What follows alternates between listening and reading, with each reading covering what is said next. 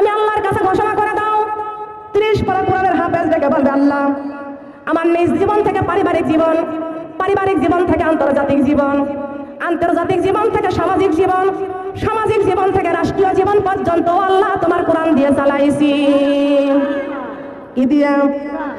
আল্লাহ বলেছেন এই সম্মানের কারণে আমি আল্লাহ তোমার হাতে আজ কিয়ামতের হাসরের দিনে বিসমিল্লাহর পতাকা উপহার দিয়েছি। ও কোরআনের হাফেজ, তোমার ইচ্ছা মতো 12,000 লোককে শাফায়াত করে তুমি জান্নাতে নিয়ে যাও। কথা বলেন সুবহানাল্লাহ। হাফেজদের দাম বেশি না কম? কথা বলেন, হাফেজদের দাম বেশি না কম? ফুলের সুবাস চাঁদের হাসি কোরআনে পড়িতে আমরা ভালোবাসি। ফুলের সুবাস চাঁদের হাসি কোরআনে পড়িতে নদী হলে কোরআনের জন্য এই মাদ্রাসায় আমাদেরকে যে সন্তানগুলো এতিম সন্তানরা যারা